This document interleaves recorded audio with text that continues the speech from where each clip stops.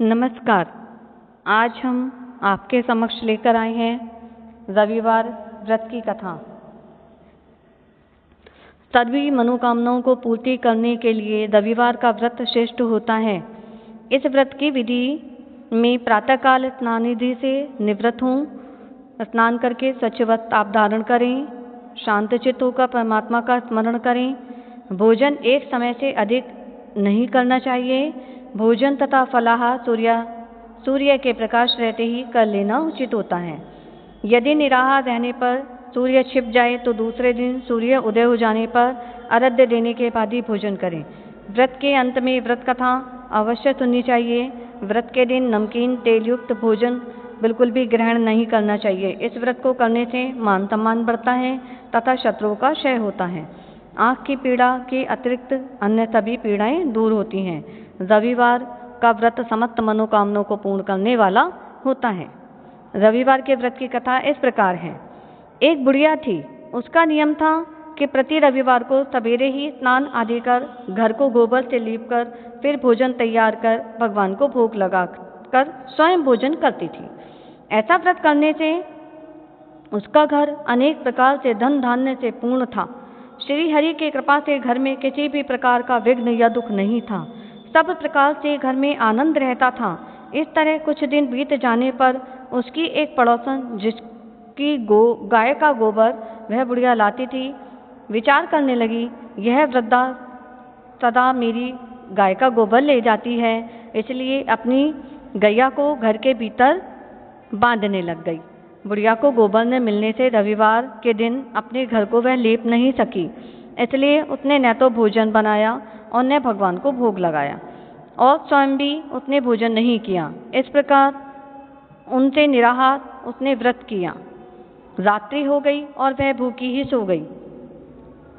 रात्रि में भगवान ने उसे स्वप्न में दर्शन दिया और भोजन न बनाने तथा लगाने का कारण पूछा। वृद्धा ने गोबर न मिलने का कारण सुनाया। तब भगवान ने कहा कि माता, हम तुमको ऐसी गौ देते हैं, ऐसी गैया देते हैं जिससे सभी इच्छाएं पूर्ण होती हैं, क्योंकि तुम हमेशा रविवार को गैया के गोबर से लेपकर भोजन बनाकर मेरा भोग लगाकर खुद भोजन करती हो। इससे मैं खुश होकर तुमको वरदान देता हूँ। निर्धन को धन और बांझ स्त्रियों को पुत्र देकर दुखों को दूर करता हूँ तथा अंत में मोक्ष देता हूँ। स्वप्न में ऐसा वरदान देकर भगवान तो अंतर्ध्यान हो गए और वृद्धा की आँख खुली तो वह देखती है कि आंगन में एक अति सुंदर गाय और बछड़ा बंधे हुए हैं। वह गाय और बछड़े को देखकर अति प्रसन्न हुई और उसको घर के बाहर बांध दिया और वहीं खाने को चारा डाल दिया। जब उसकी पड़ोसन बुढ़िया के घर के बाहर एक अति सुंदर गौ और बछड़े को देखती है तो द्वेष के कारण उसका हृदय जल उठा और उसने देखा कि गाय ने सोने का गोबर किया है, तो वह उस गाय का गोबर ले गई और अपनी गाय के गोबर को उसकी जगह पर रख गई। वह नित्य प्रति ऐसा ही करती और सीधी साधी बुढ़िया को इसकी खबर भी नहीं होने दी। तब सर्वव्यापी ईश्वर ने सोचा कि चालाक पड़ोसन के कर्म से बुढ़िया ठगी जा रही है, तो ईश्वर ने संध्या के समय अपनी माया से बड़े जोर की आंधी चला दी। बुढ़िया ने आंधी के भय से अपनी गाय को भीतर बांध लिया।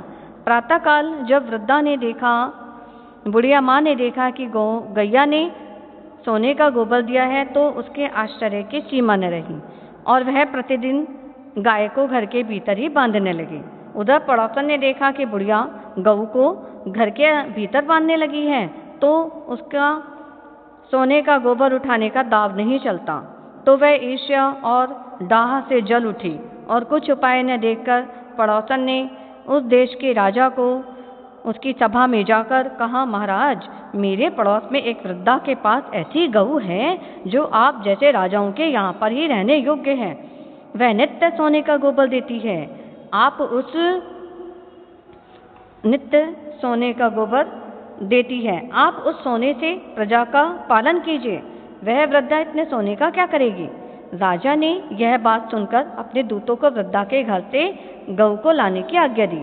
वृद्धा प्रातः ईश्वर का भोग लगाकर भोजन ग्रहण करने ही जा रही थी कि राजा के कर्मचारी गऊ खोलकर ले गए। वृद्धा काफी रोई चिल्लाई, किंतु कर्मचारियों ने उसके समक्ष उसकी कोई क्या कहता, उसकी क्या चल सकती थी कर्मचारियों के समक्ष। उस दिन वृद्धा गऊ के वियोग से भोजन न खा सकी और रात भर रो रोकर ईश्वर से गऊ को पुनः पाने के लिए प्रार्थना करती रही। उधर राजा गऊ को देखकर बहुत प्रसन्न हुआ, लेकिन सुबह जैसे ही वह उठा सारा महल गोबर से भरा दिखाई देने लगा। राजा यह देखकर घबरा गया। भगवान ने रात्रि में राजा को स्वप्न में कहा कि हे राजा, गाय वृद्धा को लौटाने में ही तेरा भला है। उसके रविवार के व्रत से प्रसन्न होकर मैंने ही उसे गाय को दिया था।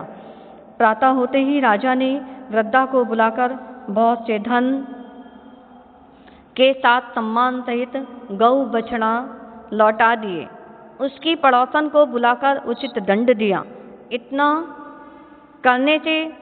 करने के बाद राजा के महल से गंदगी दूर हुई।